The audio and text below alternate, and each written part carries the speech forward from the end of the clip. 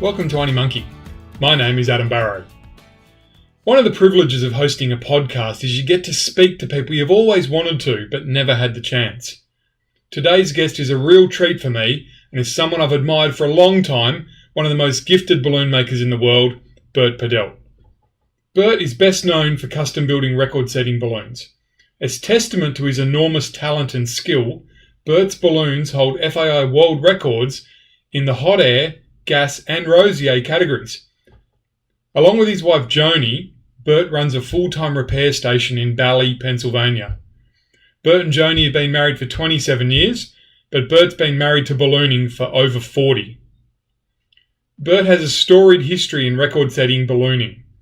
He was involved in all but one of Steve Fossett's round-the-world balloon attempts and was systems director on Steve's successful circumnavigation in the summer of 2002.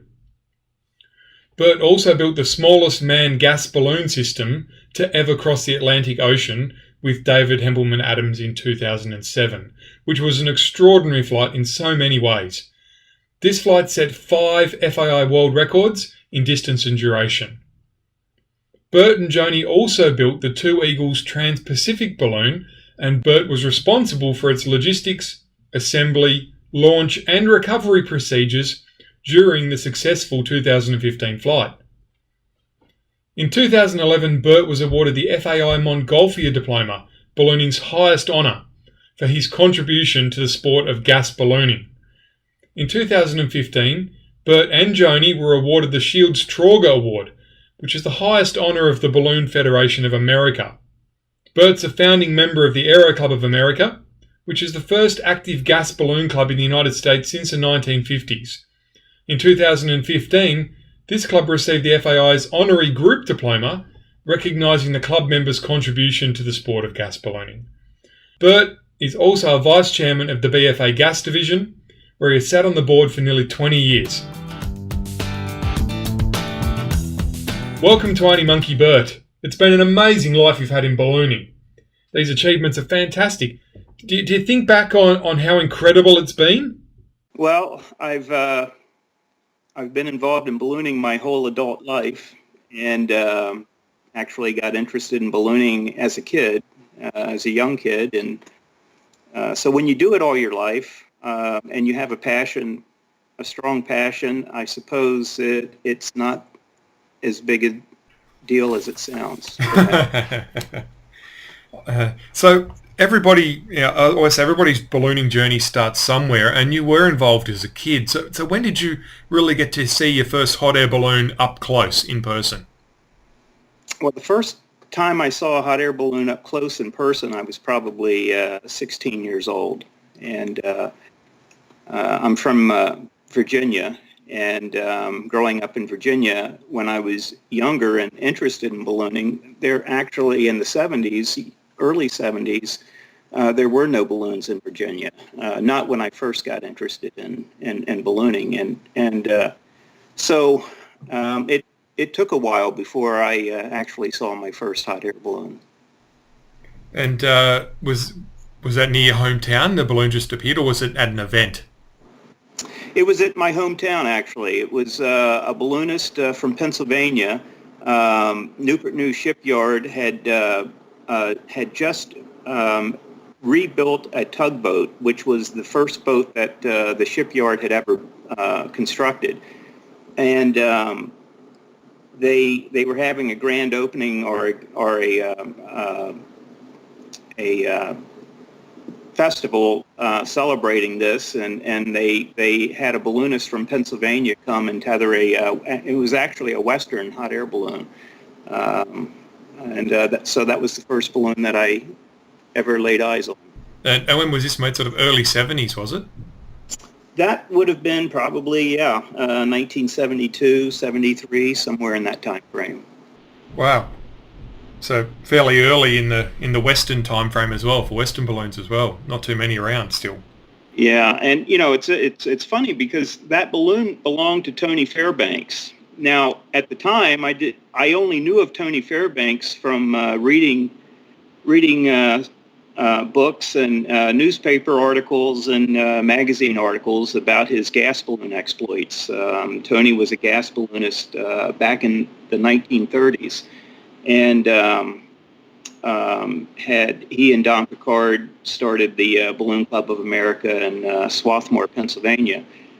So I knew of him, and it just so happened that that was the person, the first person that I saw with a balloon, and actually turns out that he was my mentor when I learned how to fly gas balloons. Wow.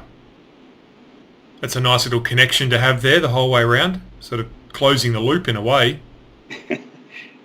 I was very fortunate, absolutely. And so when did this, obviously you already had an interest in balloons prior to seeing that hot air balloon though? Adam, I know it may sound funny, but I from as early as I can remember, maybe 3 years old, I remember a fascination with balloons, and Really? My favorite toy. I remember my grandmother would sit me in a chair and blow up a toy balloon and give it to me, and I remember holding that balloon in my hand and picturing this balloon traveling with the wind and places where it would go, and my imagination would go with that, so my love of ballooning, I mean, and don't ask me why at such a young age, but I've always had that love of adventure where the wind will just take you somewhere, and it goes all the way back to early childhood. So then you said you'd done some reading already, obviously prior to seeing Tony on his flight. You were just seeking out everything you could find to do that was related to ballooning? Well, what happened was I always had that love with ballooning, but never really carried it very far until I was about 12 years old. And I remember this as well. My sixth period history teacher, he would let the kids on Fridays leave 15 minutes early from class if they would go to the library and check out a book. And I lived real close to the school, so a lot of times I would take advantage of that, go to the first exit, walk out the door, and walk home, and I'd be home 15 minutes early on a Friday. But one Friday it was raining. It was pouring down rain, and I opened the door. It was pouring down rain, and I thought, maybe I'll go to the library and check out a book, and that's what I did. And I went to the library, and right on the shelf of the library was this book on ballooning, and it was on observation balloons during the Civil War. Mm-hmm. And I checked the book out, went home that weekend and read it. And it talked about the Montgolfier brothers and how they inflated a paper bag with hot air and watched it rise and so forth. And I thought, wow, I could do that. And I got a grocery bag, went out in the woods a few days later, started a fire in the woods, inflated this grocery bag with hot air, closed it off because I figured it would have to be sealed, ran out of the woods with it, let it go, and it promptly fell to the ground. And so that was my start. And I've always been a very determined person and very goal oriented. And so I kept designing lighter weight paper balloons until I built something out of tissue paper that actually worked. And to watch that take off and fly, and being successful with that was my start. And from there on, anything that was balloon related, I would collect and read. And hence how I was introduced to Tony Fairbanks through books and magazines. Mm. When I was 17, I was teaching a course at a local science center to children on building tissue paper balloons. And it just so happened Tony's daughter, Nika Fairbanks, was teaching in the same county that I was teaching these kids. And she had heard on the radio that I was doing this, and she she came to the Science Center to find out who this person was. And I remember the lady brought Nika down to the room downstairs where I was with the children, and she introduced her as Nika Fairbanks. And I looked at her, and I said, "You must be Tony Fairbanks' daughter." And she looked at me, and she said, "How do you know my father?" And I said, "I've read all about him." And I think maybe 2 weeks later, she took me to Pennsylvania to meet her father. And I spent the night in his basement and didn't sleep a wink that whole night. I just went through the basement looking at photographs, couldn't believe it, that I was there. And it was Tony's family. Tony's son, Mike Fairbanks, gave me a lot of my early balloon instruction, hot air. And so I sort of learned gas ballooning and hot air ballooning at the same time. That's just an amazing story. Like, there's a real connection there, isn't there? That it's the same person who you've subsequently realised was flying the balloon. His daughter comes along, and then you're in there in his house. That's just quite an incredible story. It's like it was meant to be, Adam. Yeah. And I'm a firm believer of that. And there's I believe in karma, good karma and that kind of thing. And I've worked with a lot of people over the years, and I've worked with people that have had good karma, and I've worked with people that have had bad karma. And it's amazing, the people that have good karma. David Hempelman Adams is a perfect example of that, in my opinion. It's just amazing how everything comes together with people like that. Yeah. And I think I read somewhere that in one of the articles I was looking at, I think it said somewhere that in the 70s, you think you built over 100 model balloons. Is that right? Oh, yeah, without a doubt. It was probably more than that. I was, these balloons, if you were lucky, you would get 5 flights out of them before they would go into trees and that kind of thing. I became a very good tree climber. And I became a pretty good photographer as well, because I would look at these balloons and had to take pictures of them. And of course, that was way back before digital cameras. And I was too impatient to wait for the film to be developed and printed. So I started developing photographs myself. So I would build balloons on a Friday night was the night I would develop pictures, and our bathroom in the house would become our dark room. And if I needed to, Saturday would be the day I would build a balloon so that the following week I could go out and fly it and photograph it.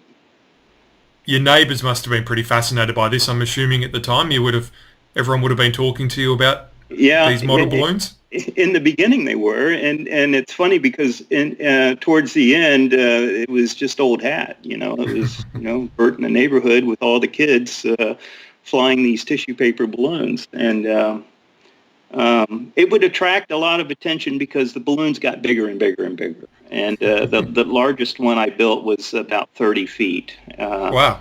They were building houses behind our house one summer, and when I was a kid, and we went through every day and collected Coke bottles from the construction workers, and we cashed them all in, and was able to build enough tissue paper to build a 30-foot balloon. And, wow. We cleaned out a neighbor's barn, and in return, he let us use his barn to build it in. And then I took it down to the York River and flew it across the York River, and that was my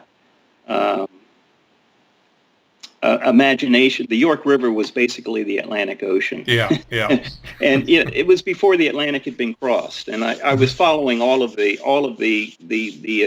attempts at the time and the failures and so forth, and that was my closest to attempting a transatlantic flight as a kid. Did you consider at any stage like strapping the family cat or anything like that into one of these and floating it off as well? No, but I did catch a lot of mice and would send mice up in the balloon and drop them with parachutes. And, it was, if it could be done, I did it with a little tissue paper balloon and different payloads for sure.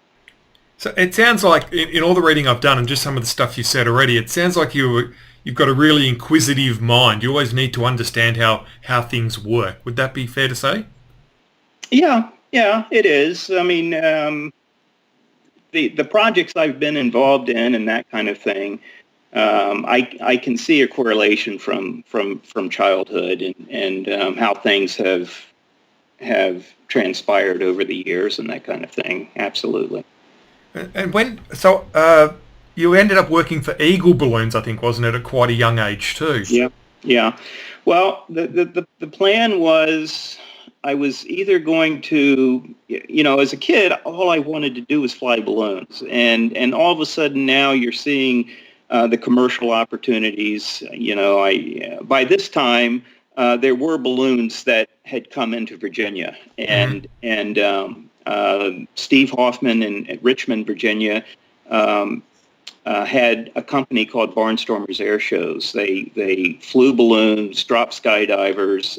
They had a contract with a local theme park, Kings Dominion, and it was sponsored by Firestone Tires. And he was flying balloons out of the theme park every night and dropping skydivers, putting on a small air show. And that sort of led into, in the wintertime, when the air shows weren't happening, he started this manufacturing balloons. He bought Simcoe's type certificates with the idea to manufacture Simcoe balloons, and he changed the design so much that he had to actually apply for a new type certification, and hence Eagle Balloons. And I had met Steve, when I was 14, I think, and he remembered me when I was in my, I think, early 20s, maybe 20 or 21. He approached me. I was flying by then, and he approached me and asked me to come to work for him.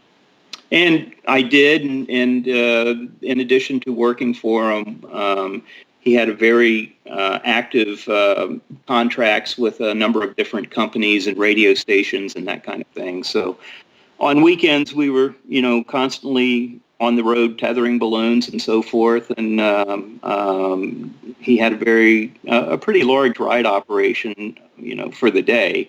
And so I was flying passengers and instructing as well, and then building balloons during the daytime. So it was very active. So how long were you with Eagle? How long was that? I think I was there for 4 years, maybe 5 years, and then moved to Pennsylvania in my late 20s, and worked for several repair stations. Worked with David Wilsey. Eventually bought his repair station, and that's what I've been doing ever since, really. At Eagle, were you actually, when you were there, were you doing everything for the balloon building? Is that where you really got to build your first proper human-carrying balloon, as opposed to a mice-carrying balloon? I certainly watched a lot of balloons being constructed, and and that kind of thing. And during that time, I wasn't sewing. I was doing everything but, from weaving baskets, building burners, cutting out balloons and that kind of thing. And, the thing that fascinated me the most was watching the ladies sew these balloons together. But when I was with Eagle, I did not have that skill yet. I think it's the first time you see someone sewing a balloon, isn't it? You look at it and you go, how the hell are they doing that? Yeah. They must be completely lost. It just looks ridiculously difficult. Oh yeah. It's the sewing machine is an extension of their hands. Really, it's just amazing. Absolutely. So when was it that you actually got to put together your first balloon built by you, extensively built by you? When I was in Pennsylvania, working in the repair station, I vowed to sit down at the machine and figure out how to sew. because that was really the only thing that was lacking. I had all of the other skills. How did you go? Did the skill come naturally, the sewing skill come naturally, or was there a lot of swearing and, No, it doesn't come naturally, for sure. And if you're going to do it, you really, as you know, you have to stick with it. And then all of a sudden, it's like riding a bike or anything else. I mean, it eventually one day you realize, like flying a balloon, you all of a sudden you go out and fly one day and you realize, wow, I can really do this, and it's now a part of you, and it's a feeling. You have a feel for it and that kind of thing. And sewing's the same way. It's really not that difficult, but it's a skill that you have to practice in order to be good with it. And so that first balloon was a hot air balloon. Was it a personal balloon for you? It was, yeah. My wife, Joni, and I built it together. At the time, we weren't married. We were living together, and actually, that balloon, Joni did most of the sewing on that balloon. So was Joni in the repair station? That's how you two met? We actually met when I still lived in Virginia, and I would come to Pennsylvania and stay with Mike and Tony Fairbanks. And Joni and her four sisters were learning to fly out of the same airport that Mike and Tony flew from. Back then, Westchester Airport was just a small little airport in Chester County, Pennsylvania, a small grass airfield. And on the weekends, there would be about 15 hot air balloons, sport balloonists during that time frame. It was just people that would come out and different balloon clubs and that kind of thing, and everyone would fly from the airport. And so that particular weekend, Mike had told me there were four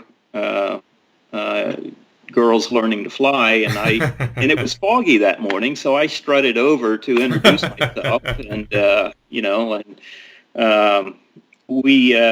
did, and I talked to Joni probably for 15 or 20 minutes, and the fog lifted, and we went our ways, and we flew. And it wasn't probably until 3 years later I was dating Joni, and I mentioned to her, when we first started dating, I said, "Don't you remember when we met?" She said, "No." And I actually pulled out my logbook to prove to her that here it is. And I said, "If you open your logbook, you'll see." And she did, and it was the same date. But she was so focused on learning to fly that I guess the impression that I thought I left was no impression at all. Nothing like being unforgettable. Right. Oh, that's obvious. And it's an amazing story. And some of the questions I've got here relate around Joni and your relationship, because you two really are a real team, aren't you? The way you go about the business and your approach to building, you guys are absolutely in this together the whole way. I have to say, Joni has never gotten the credit that she really deserves, I think. She sort of takes a back seat to all of this. And when I say that, the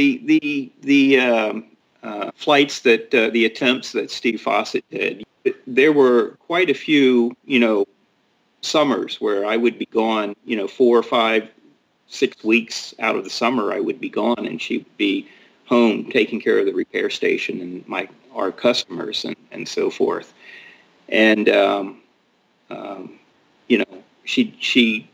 she always put up with all of that and all of the other attempts and things that I've been involved in or we've been involved in together.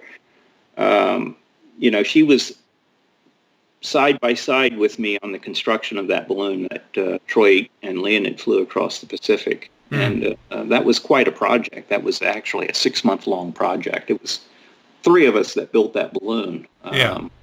So it was not built in a factory with 15 or 20 people working on it. No, it's only a small project. Yeah. When you're going about building, so you built the hot air balloon. When did you then decide to have a swing at gas as well? Well, gas ballooning was always my number one love.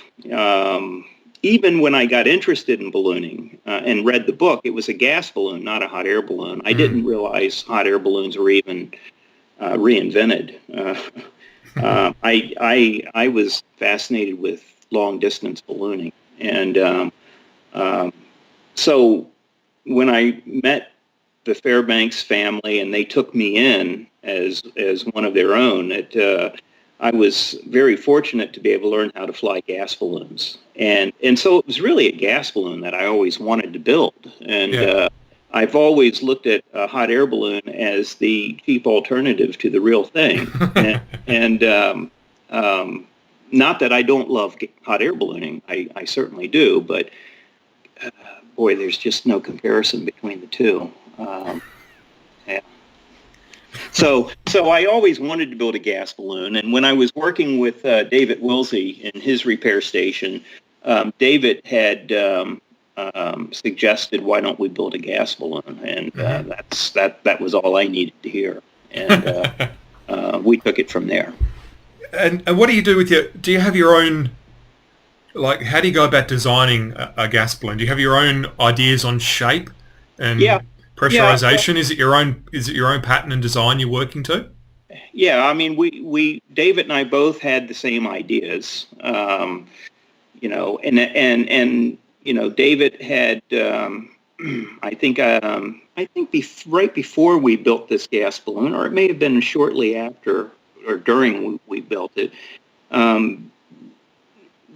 We had been doing some gas ballooning at the airport where the repair station was, and it was an netted Augsburg balloon. Very, very traditional gas balloon, but it required 15 or 20 people when you were inflating the balloon to lower the sandbags down the diamonds on the net. So our goal was to build something that would inflate a lot quicker and require a lot less manpower. Yeah. And so that was the whole idea of the design. We certainly weren't the first to come up with the idea of a quick fill balloon. I mean, Don Picard had and Aerostar, our Raven at the time, had come out with the Orbiter, and Don Picard had come out with his quick fill balloon even before that. So it's not that we were copying designs that were already out there, but we certainly were looking at them and saying, yeah, that's what we want to build. Yeah. And it sort of went from there. How big was that first balloon you built? Was it like that 1,000 cubic meter, or? Yeah, it was 1,000 cubic meter, maybe just a tad less than that. I recall it was 32,000. And did you get to take that on its test flight, or was it someone else? Yeah, no. That balloon belonged to myself, and we David Wilsey and I were the first to fly that balloon, and I wound up actually selling that balloon to John Kugler, and which is how John and I first met. And I taught John. We went out to Nebraska with that balloon. John said, come out, we'll fly it. If I like what I see, I'll buy it. And so, not knowing who John was, we drove out to Nebraska and flew from Burlington, Colorado. There was a helium plant in Burlington, and they sort of threw a hose over the fence, and we filled the balloon and took off, and in the evening, and had a very memorable flight, no doubt. And that was my first introduction to John Kugler, and John's first introduction to gas ballooning through me. John, incidentally, was one of the guys that was working with anhydrous ammonia. It was Tim Cole's idea, Tim Cole and Dennis Brown's idea, and John's family owned a fertilizer company, and hence the anhydrous ammonia was basically free. and I built the gas balloon. So that was the how the four of us got together, and that was the team on Steve's attempts and his successful flight around the world. Yeah. When you build a balloon, and for those people who haven't done it, this is something that's probably a bit foreign, because you buy a balloon, you get in it, and you assume it's going to work and you go flying. But when you build a balloon, especially when it's first a type like that gas balloon that you've built, is there a moment in there where you're thinking, gee, I hope this thing holds together? No, not really. Not any surprises. I remember early on the discussion of heat sealing versus gluing. Sure. And I opted to go with sewing and gluing over heat sealing. And the main reason I did that was because heat sealers were so darn expensive. And I thought about how many of these balloons am I really going to build. I called Tracy Barnes and discussed it with him because he was building an airship at the time. Yeah. And, we went round and round, and he said, I think you should glue it. And I remember at the end of the conversation, I said, well, how are you building yours? And he goes, well, I'm heat sealing.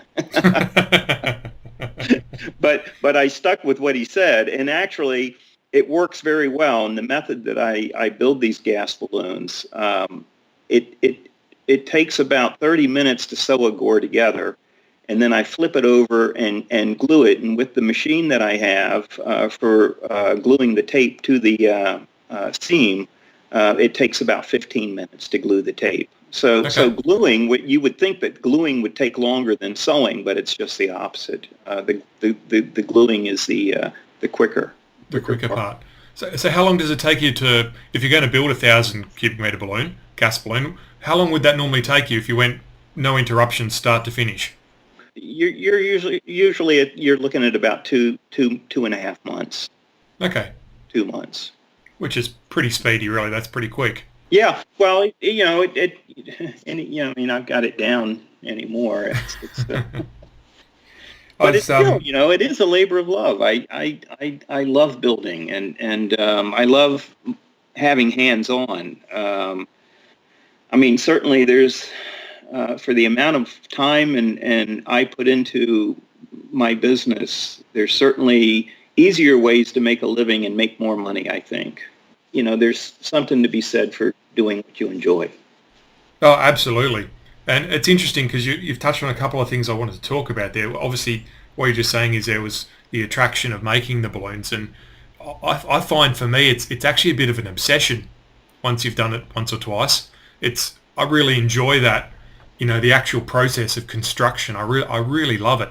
And it's almost like meditation when you're actually on the sewing machine is how I find it. I'm not sure if that's the same for you, but just that constant repetition of the process when you're sewing, I find that really enjoyable. You're absolutely right. And a lot of, as you know, building a balloon, there's a lot of repetitious work involved in it. And but when you're sewing, you certainly have a lot of time to think. And because once you figure out how to sew, everything's just happening. It's reflex more than anything else. So there's time to think. And I've had a lot of ideas and figured out a lot of things, construction things on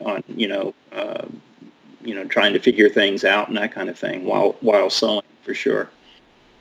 And the other thing you were talking there is about Tracy Barnes. Now, I'll confess to a bit of a love for Firefly equipment. I'm still flying an old Firefly basket because I just love them. But I saw on Facebook the pictures of your most recent Monarch balloon, which is absolutely beautiful and stunning build. And that's really, it's a bit of a almost homage to Tracy, isn't it, in a way? Absolutely. No, that whole little project was all because of Tracy Barnes. Again, as a kid growing up, and I would collect information every year from every balloon manufacturer out there. And when I first got into it, it was before Tracy was type certified and actually manufacturing. He was certainly involved in ballooning, but had not gotten to the point of manufacturing and selling balloons. And when he did, the design, it just blew me away reading his literature and seeing what he was building. And Tracy was very smart. When he would advertise, he would actually write. I don't know if you've seen any of his early advertisements on Barnes Balloons, but he would sit down and go through the whole engineering process in the ad. And I always thought the man was a genius, how he came up with these ideas.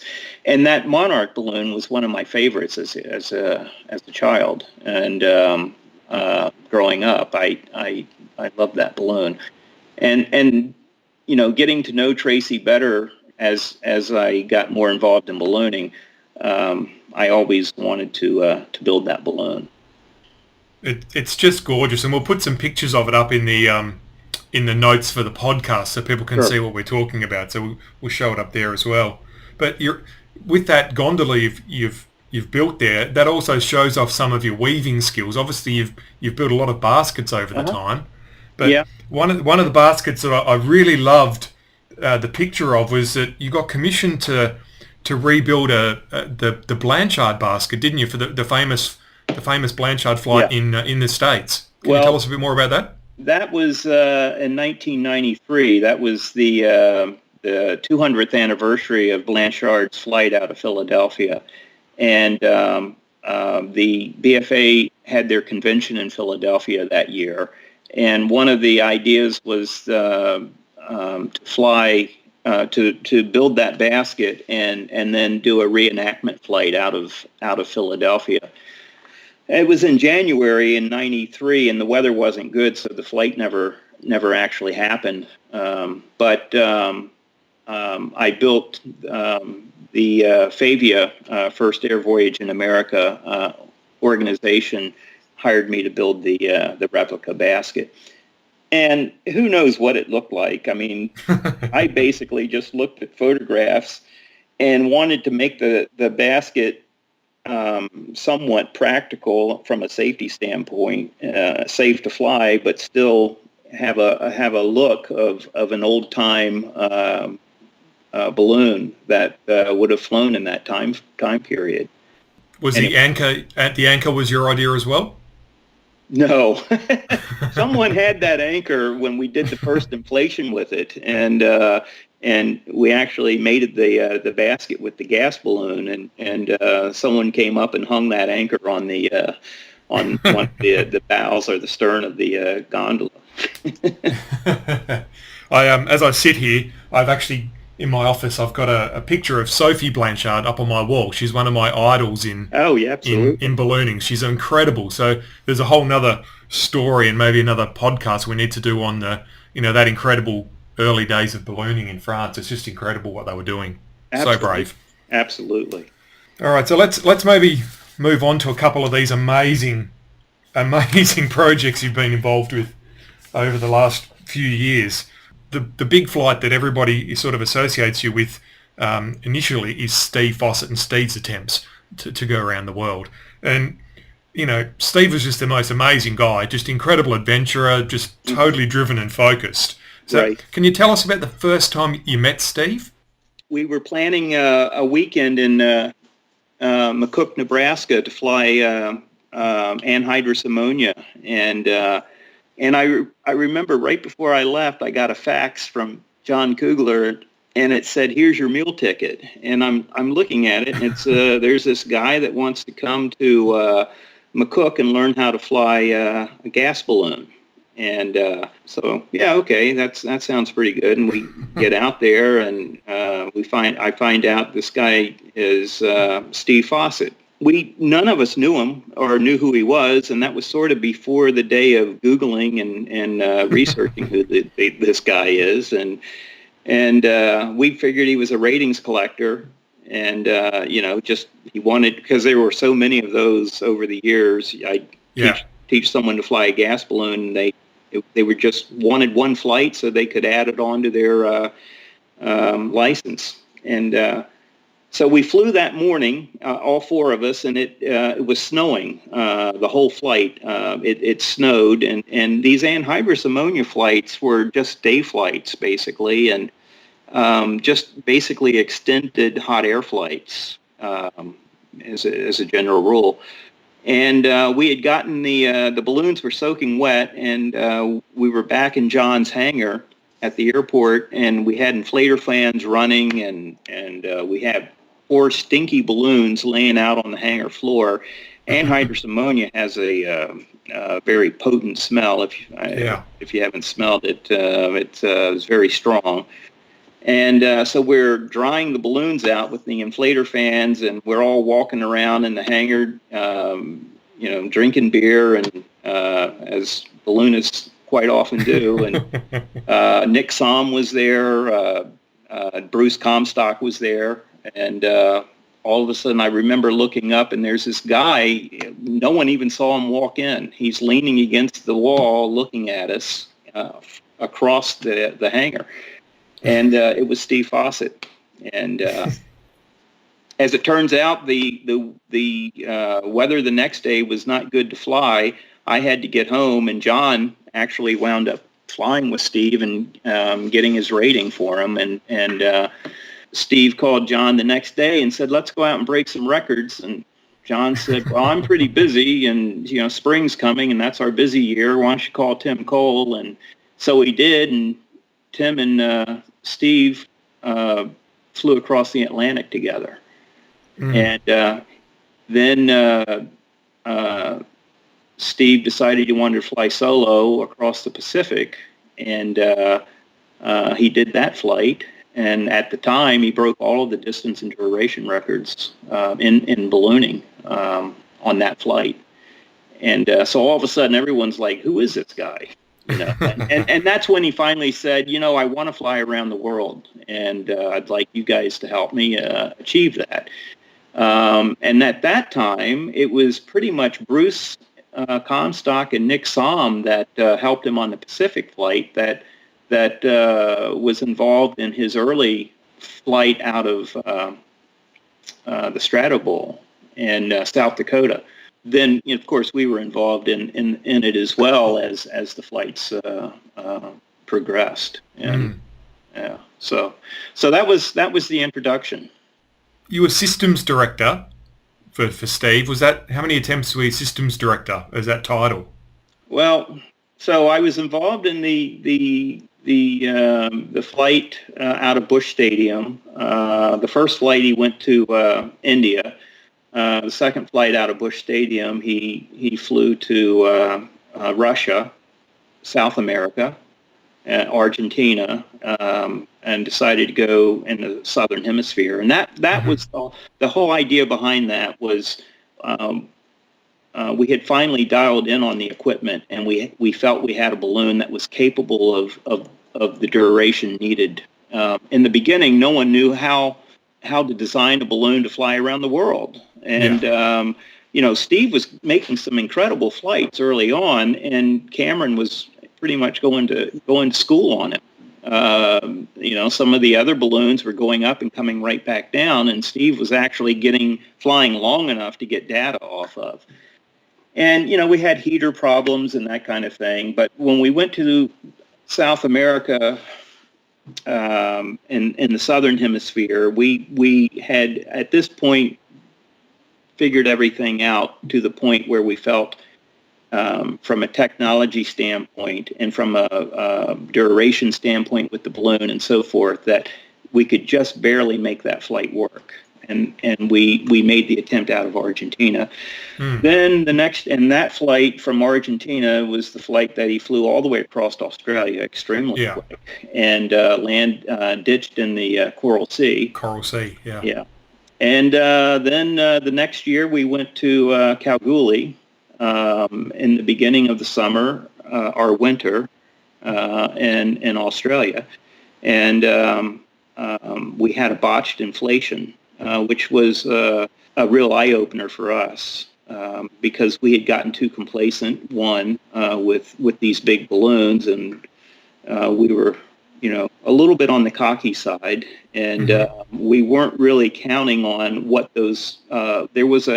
As it turns out, Kalgoorlie is not a really good place to launch an around the world balloon from, and we learned that the hard way.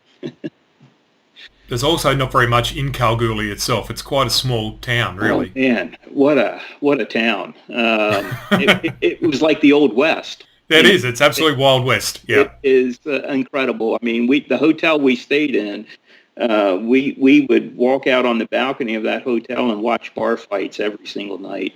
It was just incredible. Well, you were lucky you weren't in them, being foreigners.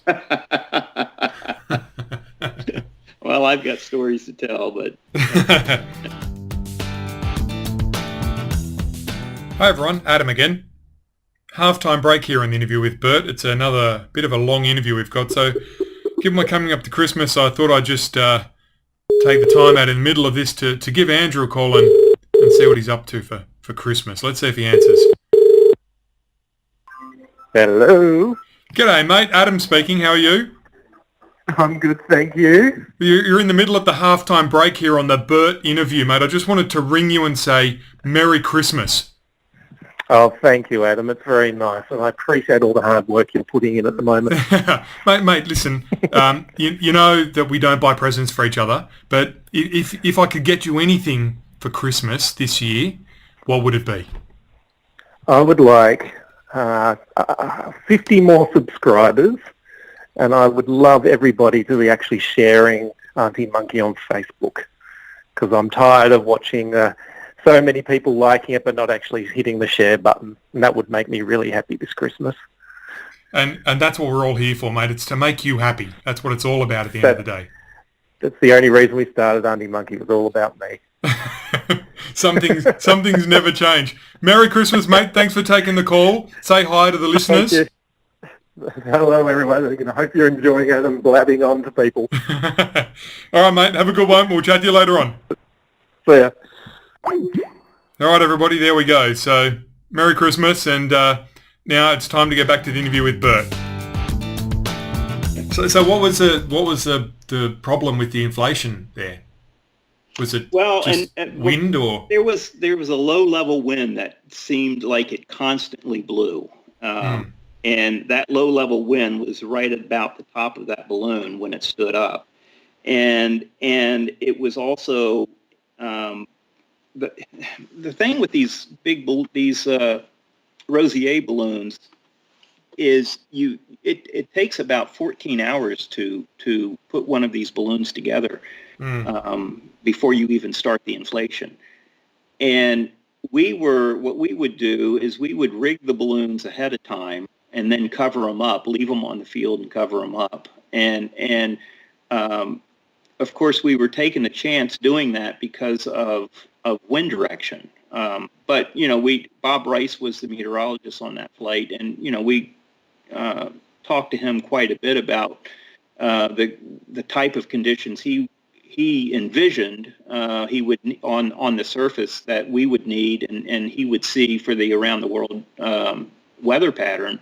And so he gave us a pretty good idea of the direction we should be laying the balloon out in. And as it turned out, the wind was not blowing in that direction. It was pretty much calm on the surface, but as soon as the balloon stood up, the top of the balloon, being as tall as it is, it's about 150 feet high, it got into that fast wind, which was blowing in the wrong direction. And we had to abort the inflation, and the balloon got damaged.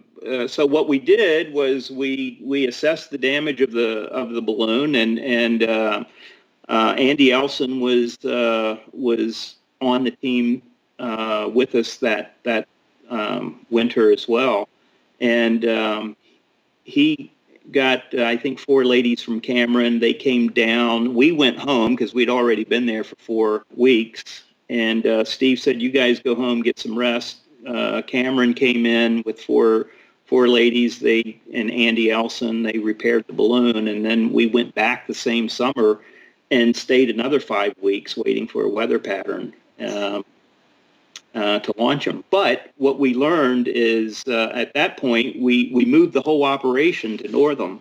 Yeah. And we discovered Northam the first 4 weeks that we were there, because after 2 weeks, everything's ready to go and we were bored. We decided to go to, we had heard about a lot of ballooning being done in Northam.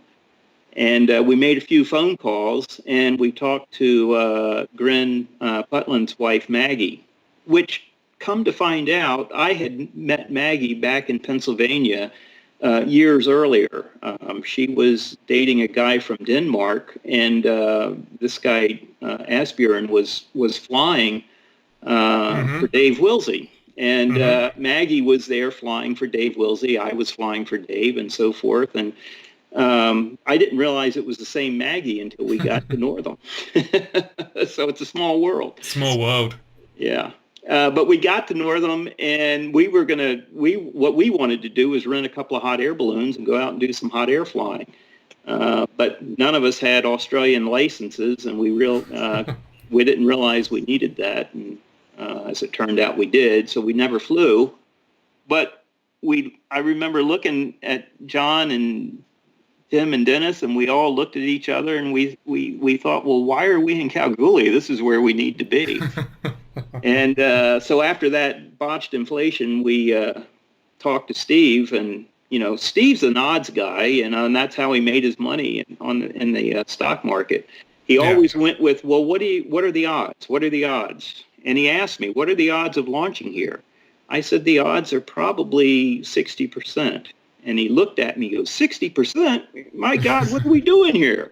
And that's when we said, well, and so the next day we all got in Steve's jet and flew to Northam. The guys at the Aero Club in Northam were waiting for us. They had the bar open, and drinks were flowing, and the town fathers were there, and everyone wanted us to come. And as soon as Steve saw what they had to offer, it was like, it's a no-brainer. Yeah, I mean, it's a river valley, for God's sake. Yeah. No inversions would set in. It was, from a gas balloon standpoint, it was a classic place to launch an around-the-world balloon. Very stable, and it worked out very well. So we did that. We did that attempt. He flew to Brazil, and that was pretty much going to be it, I think. We were all, at this point, as goal-oriented as we all were, especially Steve. It's like, after a while, I mean, that summer, my kids got out of school 2 days. I left 2 days before they got out of school and got home 2 days before they went back to school. And that was when I realized I just missed the summer with my two kids that I'll never get back. Never get it back. So John was having a balloon rally in September, and we all went out, including Steve, to John's balloon event, and we met in John's basement. And I remember Steve looking at all of us and saying, well, I want to give it one more shot, but I won't do it unless you guys commit. And we all looked at each other, and no one committed. And it wasn't until about a month later that we decided to give it one more shot, and that was the successful flight. Moving on from Steve and really moving into what I think is an incredible flight is David Hempelman Adams and that flight of David's across the Atlantic. Mm-hmm. So that's a pretty amazing flight. It must be a pretty special flight for you, is it as well? It was. That is the flight I'm most proud of. To this day, I'm very proud of that flight, and it never really got the recognition. Not that I think it needs to, but it was an amazing flight for the size of the balloon, and I don't think people realize how amazing it really was. But the reason I'm so proud of it is one, I've always wanted to fly across the Atlantic as a kid. Before it was done, I always dreamed of being the first to do it. And obviously it was done when I was 17 years old. It was done in 1978. And So I wasn't going to be the first to do it, but I still had a desire to do it. But I just didn't have the means or, at the time. And when David came to me, I had already figured that flight could be done. And I rationalized that because you're watching all of these Gordon Bennett flights, and they're going further and further and further. And Richard Abruzzo, for instance, had taken, not in a Gordon Bennett flight, but he had broken the distance record on it with a 1,000 cubic meter balloon when he flew from San Diego back to Georgia. And that was a cross-country flight. An amazing flight in itself, to fly such a small balloon across the country, and in some ways more difficult than flying across the Atlantic in a lot of ways, actually. But that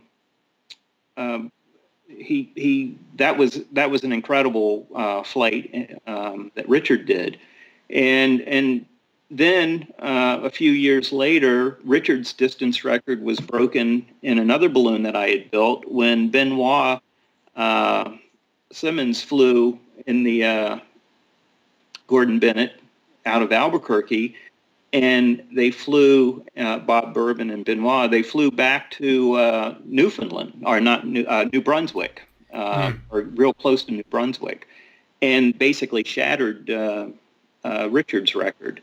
So now I'm looking at this and I'm thinking, man, these balloons are flying a long way. And I built them, and very, very satisfying for me. And I came to the conclusion, well, if someone's going to break this record, they're going to need to fly across an ocean. And it wasn't long after that Hempy had called me, and I had already put the flight together, how it could be done. Designing things to be lighter, to carry more ballast, and a weather pattern. And the success of that flight was Luke Trillman's, bar none. The credit to that flight, a huge amount of it has to go to Luke, because I gave Luke the weather pattern scenario that we needed. And that basically was to let the balloon climb itself every sunrise to its new pressure ceiling. The only way to have flown such a small balloon across the ocean like that was to let it go to a higher altitude each day with its pressure ceiling, and not have to valve and maneuver and come down. Sure. And so I explained that to Luke. I said, I'd like to see the first day flight level at 3,000 feet, and then let the balloon go up 1,000 feet a day with its new pressure ceiling, until at the end of the flight the balloon's above 12,000 feet, and if in so doing, you're conserving a tremendous amount of ballast. Yeah. And Luke found the window. Not only did he find the window, we discussed this in January. Luke said, July 1st, we'll open the window. And on July 2nd, Hempy was taken off on that flight. That's amazing, isn't it? I figured I'd be in Newfoundland for a month, because all of these projects usually require about a month of waiting for the right weather pattern. And this one was developing as we were taking the balloon to Newfoundland. And we got to Newfoundland and went right into the inflation the next I think the second day after I was in Newfoundland, we were inflating the balloon and launching it. That's amazing.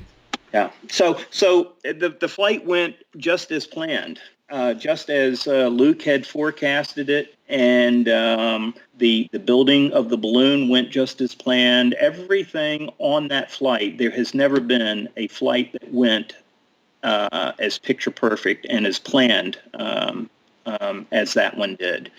And Hempy did a very good job flying that balloon as well. The only disadvantage is he could have broken the record, the Double Eagle 2 record on that flight. Wow. The duration record. He still had 15 bags of ballast when he landed in France, and that was after flying for 71 hours. Wow. Yeah, just amazing. Amazing. It must be incredibly satisfying that when it does go so perfectly, when you've planned it, you've conceived it, the weather works, Hempy's flown it beautifully, he's landed safely, and you sit there and you go, well, I've done it. My balloon's flown across the Atlantic Yeah. after all those years of thinking about it. That must just be incredibly satisfying. Yeah, it's a wonderful feeling. Um, That the just only left thing you that with the would have been better Pacific. if it were me flying the balloon, but it seems like um, you do what you're good at, and when you do these kind of flights, it's a team. You've got, like Steve Fawcett, there's very few people I know that could fly a balloon solo around the world. And for years, I said it'll never be done again. Theodore sort of proved me wrong on that one. Uh, and not only did he prove me wrong, but I mean, that talking about a picture perfect flight, Yeah.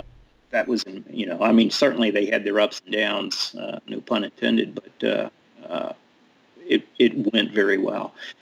But it's a team. Hempy, his contribution to the flight was his skills of being able to have the stamina required, and that's what Mm. Steve's contribution was to the around the world flight. My contribution was designing the flight window and building the balloon. But neither my balloon nor Hempy could have done it without Luke. I mean, Yeah. Luke's contribution obviously was the weather, and Yeah. I have never met a guy that Luke. The way I like to describe Luke Trillman's is Luke Trillman's can predict the weather as well as I can build a balloon, and um, and that's saying something. That's a hell of a wrap. So that leaves you with the Pacific. So the Atlantic's been done now for your balloons, and you're going, oh, it looks, and then this proposition comes to you that says we'd like to fly a gas balloon across the Pacific with Troy, Yeah. and so that project comes about with the two Eagles. But so that was sort of like 2007, Well, but 2006. but actually, that project came before Hempy's. Really? That project, that the balloon had already been built by the time I Mm, built Hempy's balloon to fly across the mm, Atlantic, and it was in a holding pattern. yeah. That balloon, as I recall, I built Troy's balloon in 2004. Uh, Wow. was when Troy called and asked me to build a balloon. Troy had a sponsor, Earl Miller from Georgia, another hot air balloonist that wanted to fly with Troy across the Atlantic, that sponsored the balloon. He paid to have the balloon built, and Hmm. so we basically took that flight. Everything's designed around a flight profile, and first day flight level and so forth, and that's how we came up with a 350,000 cubic foot envelope. Yeah. Weight and everything else enters into that, and so we built that balloon, and I think it was in 2004, and but by the time the balloon was built, the Earl had already decided not to go with Troy, because at the time his wife was sick, and he was taking care of his wife, and he decided not to do the flight. Sure. But he said, go ahead and take the balloon, and find someone to go with you, take the balloon, and bring it back when you're done, basically. But that's quite an undertaking. Troy had, with Earl coming on as the sponsor, Troy had, you know, was able to put the flight together, and where it was going to take off from, and that kind of thing. And Tim Cole and I were going to be taking care of inflating the balloon and launching it and so forth. In addition to building it, I was going to be involved in that aspect as well. Hmm. But when Earl decided not to go, now, you're back to square one. Yeah. And I had said to Joni, when we were building this thing and finishing it, it's like, man, this this balloon may never fly. And we just spent 6 months, building this thing and, putting all your labor into it. And it's not just 6 months. I mean, there were several months of design that went into that before any fabric was ordered. Wake up in the middle of the night kind of thing and, constantly thinking of how you're going to do it. So the balloon, I had built that balloon probably 20 times, 30 times in my head from start to finish before we even ordered the fabric to build it. And, so that's the kind of thing that the energy and the time that goes into a project like that no one even thinks about. Did you think about, did you think about sticking your hand up and say, I can come for a fly with you if you like? Oh, yeah. We talked about it a lot, but neither one of us had the finances to go out and do it on our own together. Right. And we were looking for sponsors. When the balloon sits in the bag for that long, like it's 10 years, it came out once for an attempted in-flight. Well, it came out once, I guess, before it came out for its actual proper flight window in 2015. Do you get concerned about the degradation of the fabric? Oh, yeah. Is there any risk to that over that period of time? Yeah, well, that was a big concern. I'm assuming you've been to Saga. And so you know the humidity issues and that kind of thing. It's very humid over there in the summertime.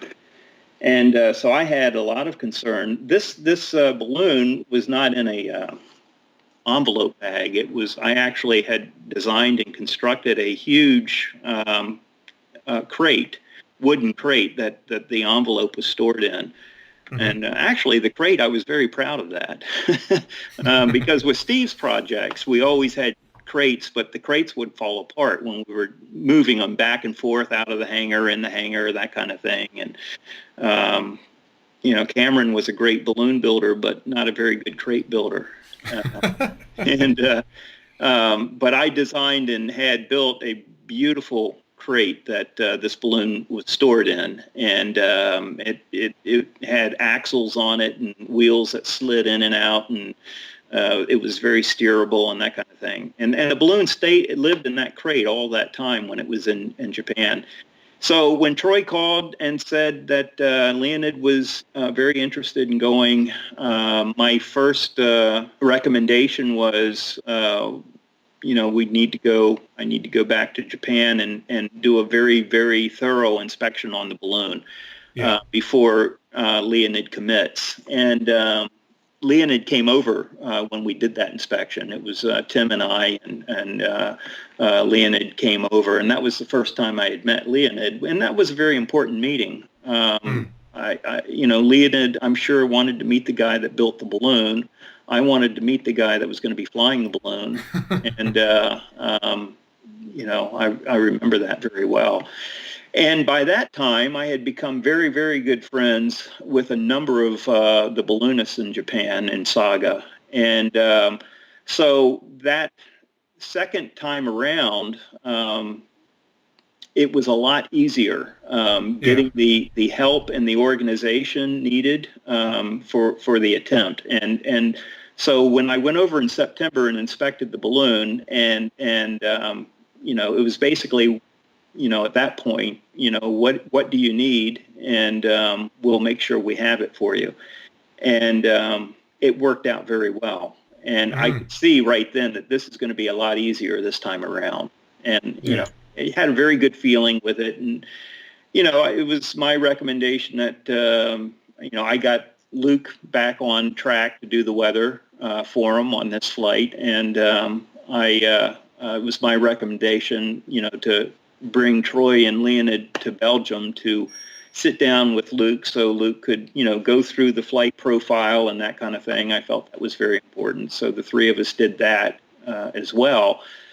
And, when you do those kind of things, for me, it helps a lot because even though I'm not flying the balloon across the Pacific, I'm in the mindset of the meteorologists and in the mindset of the pilots that are actually doing the flight. This is very much a team exercise, these type of flights. You've got a couple of people who are the names who actually are piloting the thing, But Right. I equate it a bit like a Formula One team. You've got a driver who's driving the car, but it's the entire pit crew and everyone around them who actually makes that happen. Sure. And it's incredibly important to have the right people with the Absolutely. right skill set at the right time Yeah. in the Yeah. exercise. Yeah. So, this team didn't consist of Tim Cole and I by any means. I mean, Mm. to get that balloon in the air and launch successfully. And I've always, in all of these attempts, um, my argument has always been, especially when the team starts to get cocky and that kind of thing. And, I try to bring everyone back down to earth and say, look, this balloon will never fly around the world if it doesn't take off. And Steve's not launching the balloon; we are. So, Yeah. and that was the same with Troy's project. In order for them to fly that balloon across the Pacific, the balloon had to successfully be inflated. Yeah. And it was, while I was in charge of that, it was, and Tim Cole, it was all of the help that the Japanese gave us to make that successful. Mm. It was a tremendous amount of help and a lot of work. The balloon went through 3 different layouts before we finally had it laid out and in the air. And this balloon weighed 1,500 pounds. It Wow. required about 20 people to pack away. And that was all of the help of the Japanese. That launch, it went all the way to the very end and almost didn't happen. And there was an issue with when the balloon came up. It came up very quickly, and because the balloon was so big, I started filling on one fill tube first, and by the time we started filling with the other fill tube, there was this huge bubble on one side, and the fabric had worked its way up under the load tape. And when the balloon came up, there was a lot of fabric gathered under the load tape at the very top of the balloon, and I couldn't see what I was looking at because the balloon stood, 100 feet from above. And you're looking at this and trying to figure out what it is. And my concern is a stress point on the fabric, and all I'm seeing is the balloon's going to reach its pressure ceiling, and is this fabric going to rupture? And so I had pretty much come to the conclusion, if I can't see what is going on at the top of that balloon, I'm going to refuse to launch them. And oh gosh, you've got all these Japanese looking at you. You've got the people back in Albuquerque calling and wanting to know what's the delay. Why aren't you launching? And Troy and Leonid now are there. They showed up, and so I've got the weight of the world on my shoulders. And Al Nels was there with us, with Tim and I. And Al said, well, I could tether a balloon. Maybe we could tether it, but it was pretty windy. And I thought that was going to be a little bit risky. And then Al said, what about a ladder truck? And I thought, man, what I'd give to have a fire truck. And but it's 12 midnight. And we go over and talk to the one guy that worked for the Saga City Hall, and who knew the mayor. And I asked Saki-san, can we get a fire truck? And he said, he looked at his watch and he shook his head no. And the mayor is asleep. And Al said, well, if this balloon doesn't take off, the mayor's going to be pretty upset, because the mayor had given us the permission to launch from the grounds that we were launching from. This was the prelude to the World Championships that Saga was going to be doing, and so they were using this flight as a publicity maker for the World Championships and that kind of thing. So Saki-san calls the mayor at 12 midnight, and the mayor sends a fire truck. And so basically, Saki-san saved the day. If I couldn't have gotten up and looked at what the problem was, I wasn't going to launch them. And So that's my point on having a team. But this was such a difficult. I mean, it just kept, things like that kept cropping up. So the balloon flies, the record's done, it's landed. At what point did you sort of stop and did you have to shake yourself and say, I've now built balloons that have successfully crossed, the two biggest oceans in the world. Yeah. And, that's just an incredible achievement. Yeah, it's a wonderful feeling. But that Pacific one was, gosh, that was that was the hardest project I've ever been involved in. Just exhausting. Packing that balloon away and then pulling it back out, and having to explain to all of the crew in that room that we're scrubbing the flight, and it's 1:00 in the morning, and these people have to get up and go to work the next day. And one person raises his hand and goes, "Okay, what do you want us to do now?" and now you have to say, "Well, I need help packing this balloon away." Yeah. And you're in a country where you don't speak the language, and there were just two or three people that understood well enough. Most of the people I was working with, it was all hand signals and you're gesturing and that kind of thing, and after a while that becomes a lot of work and your brain gets tired. Absolutely. You're trying to explain yourself, and you're trying to think of the the right expressions and that kind of thing, and wow, after a while I felt very lonely in a country that I didn't speak the language. That didn't sink in for a long time because I was very tired afterwards.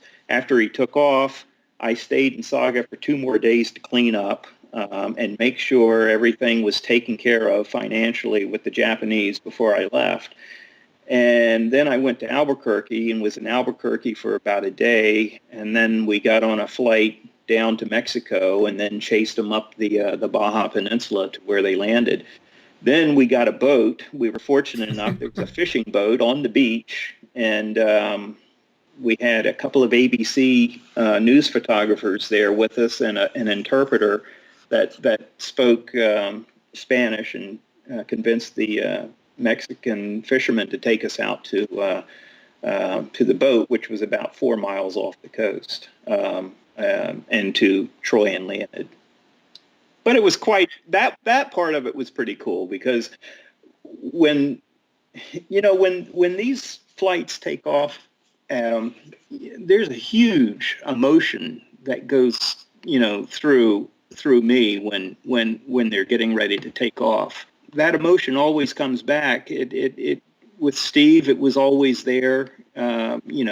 Steve's looking you in the eye, you shake his hand, you're looking him in the eye, and then he's gone. And I know my thinking is, will I see this guy again? And I know Steve's thinking the same thing. And yeah, it's the same thing with Hempy's flights. And, so here we are saying goodbye to Leonid, and, I give him a hug and slap him on the shoulder, and, he's looking at me, and I said, "I'll be there when you land." And he got a big grin on his face. And so now we're circling around this boat. There's, I think Troy's down in the cabin of the boat. He's not on the deck. And I see Leonid, and I just start yelling his name. And he turns around and he sees me, and the look on his face was worth it all. That's lovely. That's a lovely story. And this is a tough question for any balloon builder. It's like picking between children. But do you have a favourite balloon that you've built? Like one balloon you've built that you just love? Well, I think that Monarch balloon that I just built is the balloon that was the balloon I always fell in love with when I was a child. And as I got older, I remember one summer I was going to run away from home and ride my bicycle to Statesville, North Carolina, and go to work for Tracy Barnes. And I enjoyed building that balloon because Joni and I built it together. Joni Anymore, when we build a balloon, I do all of the sewing, and Joni does all of the artwork. And so Joni was responsible for all of the artwork on that balloon, and all of that artwork is inlaid, and one panel at a time. And Wow. so you don't see the results until you start sewing it together. It's like a jigsaw puzzle, and Yeah. all of a sudden you start to see it, but you really don't see it until the balloon stands up and is inflated. And every time we do this, I always say, "Are you sure this is going to be right?" And in addition to all of that, you've got to figure in the seam allowances and everything else when you're Yeah. trying to get things to line up, and they always do. But that balloon will no doubt become my favorite, I think. And interestingly, I also see that recently you've become a Kubitschek dealer. Yes, yeah. Did you decide that it was easier to sell someone else's balloons instead of building them yourself? Well, most of the balloons I build, Adam, are one-off type design balloons. Mm-hmm. There's a lot of other things I do in this shop besides building balloons, repairing them, inspecting them, and so forth. But I was impressed with what Kubitschek was doing. I paid attention to what they were doing for a number of years, and I watched them grow, and I was very impressed with the fact that they're weaving their own fabric, and that they have their hands on as much as possible on everything that they're building, and I think that's important. And I like that control type factor that you have with that kind of thing. I enjoy selling the balloons because of who I'm selling them for, and I admire Peter Kubitschek. I mean, the guy's got a tremendous amount. He's running a company. He's in his mid to late 30s. He's got a family, and he's dedicated to his mother and taking care of his father. And I admire that. And his father was just nominated or just received the Montgolfier diploma for contribution. And I received the Montgolfier diploma for contribution as well. And I'm very proud of that because it's easier, I should say, to receive the Montgolfier diploma for a record-breaking flight. You go out and break the record or do the flight. The Montgolfier diploma is one of the things that you may receive for that. But for contribution, it's a lot harder because you have to be recognized. And I'm so proud of the fact that they recognized his father. I think that's a wonderful, wonderful thing. Yeah, I agree. I also think it's fabulous that they recognized you because the things that you've done and the access that you've given people to the sport, I think is quite incredible. And I really love people who are passionate, which you clearly are, and who come at things from a slightly different angle and really look to get the best out of themselves and their product. So I think it's absolutely fantastic, and it's a huge credit to you that you were given that award for contribution. It's well deserved. Yeah, well, thank you. I appreciate that. It was actually for me. It's even more. I'm proud to receive it. I was surprised, but the person that nominated me is what really makes it worthwhile, and that was Steve Fawcett. It was Steve that nominated me for that award. But what was really cool about Steve was, and Hempy was the same way. They gave credit where it was due, and they recognized the people that helped them achieve their goal, without a doubt.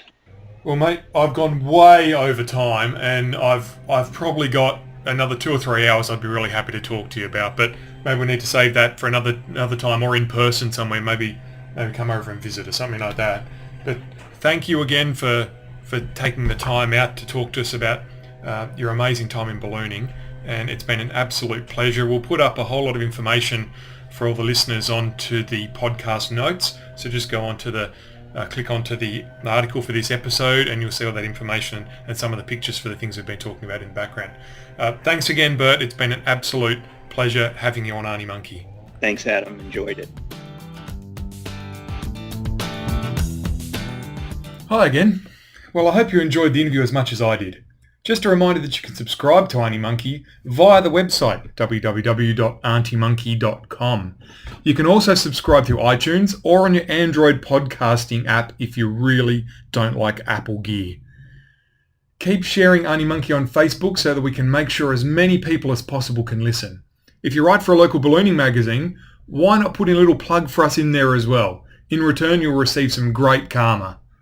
You can give us feedback or suggest guests for us on our Facebook site at www.facebook.com/AuntyMonkey666, or even ask us why we have the number of the beast on our Facebook URL. Thanks for listening.